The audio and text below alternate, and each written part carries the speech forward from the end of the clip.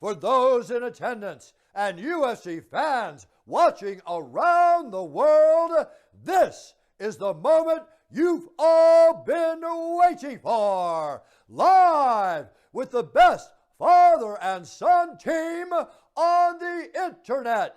It's time for Homie and the Dude.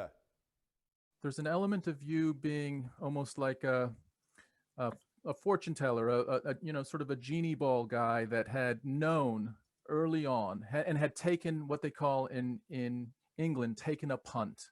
A punt is taking a risk, right? Not getting maybe your fair share of what you thought would be the salary at the time or the travel expenses at the time. You know, you've mentioned that you were, working for short money and traveling in roach coach hotels and all of this, but you saw that this thing was going to go somewhere, and you hitched yourself onto that, and here you are 25 years later. So here's a question. Knowing that you have that talent to foresee the future, right? Pull your genie ball out right now and look 10 years ahead. And what do you see with the UFC or maybe even mixed martial arts 10 years from now? Well, I think 10 years from now we'll be in the Olympics. I think it's definitely going to make the Olympics at some point. But if you just take, judo and boxing and taekwondo, and you put them all together, and, Greco-Roman, you've got mixed martial arts. Maybe there won't be knees and elbows, but there'll be mixed martial arts. It's going to happen. I believe that'll happen. The UFC is going to go on to become as popular as it is in all the countries it is, while it's breaking grounds in other countries, going through the evolutionary process it did in every other country to accept it and everything else. It'll probably be fully accepted all over the world, which it pretty much is getting there, and become even bigger than it's been. So I just see it being marketed the same. The talent that's coming along that we see in young kids, 15, 18, what they're going to be like in the octagon when they're in their 20s and their 30s. It's just, again, it's like football, bigger, stronger, faster. I mean, we're going to see amazing mixed martial artists coming along, and it's just going to create more and more entertainment, because what we're dealing with is the basic, simplistic thing of the oldest sport in the world, which is called two men and two women standing in front of each other to take each other's head off and fight. Can't evolve that too much more. All you can do is add all the personalities coming into it, manage it properly, and provide the entertainment, and it'll just keep going, right? Yeah. It's one thing in business. I've been involved in so many businesses, being the brander that I am, marketer that I consider myself, and respectfully like to enjoy saying that I am. You don't have to always reinvent the wheel. Just keep it going. The hardest part of business is not going up. It's when you get there, is maintaining that area. So what the UFC is now is in a position where they want to maintain and grow.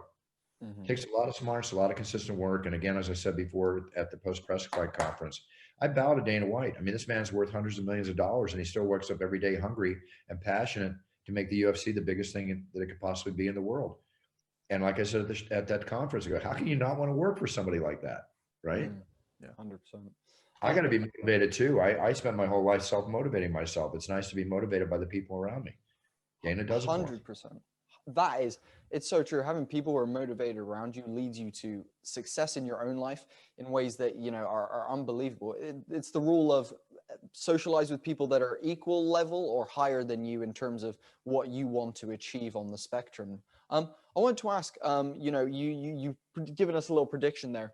What do you think are going to be some of the biggest problems that the mixed martial arts world is going to face, whether it be the whole fighters unionizing? Is it going to be that the UFC is going to be struggling with the other organizations that are going to start flitting up into popularity? Like, what do you think the biggest risk for the UFC is in the next couple of years in terms of that?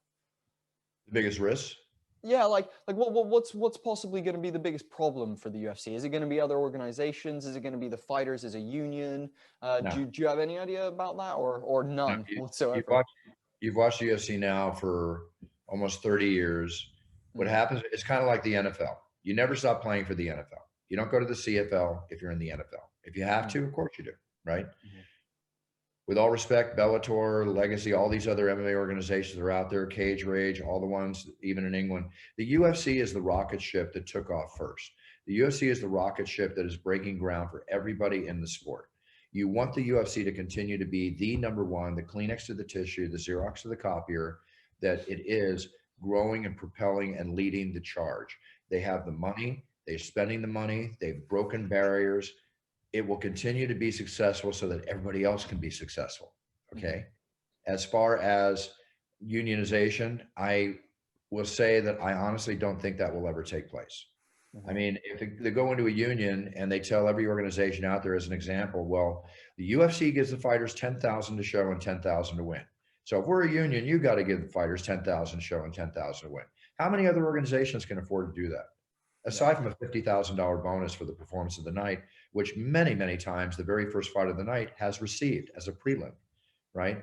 Let's be realistic about all this, okay? Now, granted, I don't know everything involved here, but my initial look at it off the top of my head is that. And people say too, they say, well, hey, the UFC, they don't pay their fighters the way Mayweather gets, 40 million and Top Rank. Well, you know what? If you go to Top Rank's offices or De La Hoya's offices, you're not going to see 500 employees. You're not going to see 50,000 square foot of offices with gyms and apexes and Shanghai offices and this and gazillions of dollars being spent on promotional advertising. That's where that money goes. That money goes to take care of that. And does Dana and the powers that be have a right to make money? Absolutely. They're the ones leading the pack. They deserve everything. They make the money. Are the fighters making millions and more money than they can make in any other MMA organization possible? Pretty much, yes. Sure, you hear about $1 million tournament over here, or you mirror that. Granted, but like everything in life, the top 1-2% are the ones that make all the money. That's the way it is in everything, right? But if you look at what UFC is doing for those young fighters coming in and providing them income and providing 2-3 fights a year where they can make themselves 30, 40, 50, 60,000 gross or maybe more, right? And start building their branding. I mean, you can't criticize this. I mean, you can. They do it all the time, but I don't. I don't. I mean, I was the one that was announcing Rampage Jackson when he made $500 at King of the Cage.